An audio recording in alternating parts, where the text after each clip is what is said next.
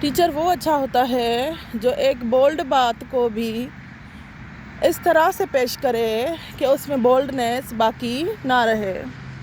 میں جب کالج جانے لگی تو میری ماں نے مجھے ایک بات مذاق میں کہہ دی۔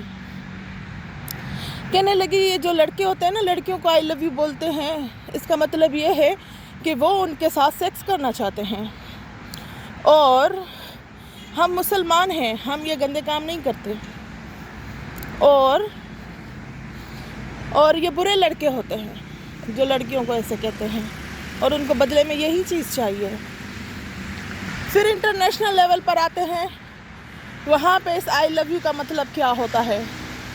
وہاں کی ریسرچ کے مطابق وہاں اگر لڑکا کسی لڑکی کو بولے آئی لو یو، کہ میں تم سے محبت کرتا ہوں، تو وہ لڑکی اس کو ریجیکٹ کر دیتی ہے، وہ بولتی ہے نو، نہ تو نہ۔ پھر وہ لڑکا اس کے پیچھے نہیں لگتا، نہ ہی جس طرح انڈین موویز اور پاکستانی موویز میں دکھایا جاتا ہے، ایک آئی لو یو کے بعد جو اسٹوری شروع ہوتی ہے اس میں گانے ایڈ کیے جاتے ہیں، زندگی کو مشکل بھی دکھایا جاتا ہے، پر اس کا اینڈ ہمیشہ شادی ہوتی ہے۔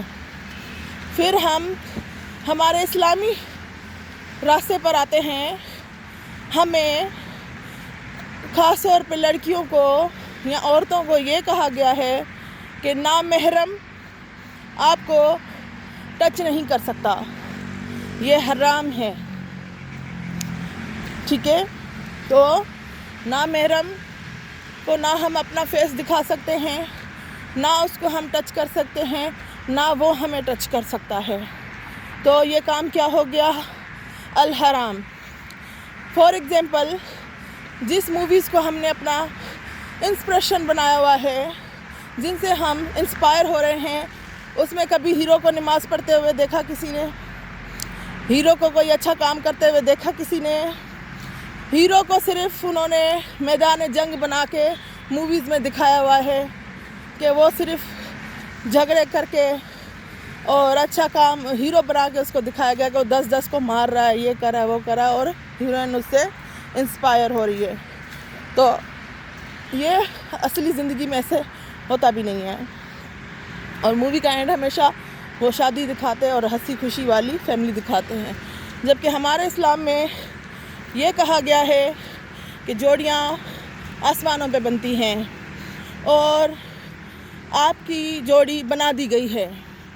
آپ اس زمین پر آئے ہیں اپنا گول اچیو کریں، اچھے کام کریں، نیکی کے کام کریں، لوگوں کی خدمت کریں، لوگوں کو برائی سے بچائیں، اور اللہ کی عبادت کریں۔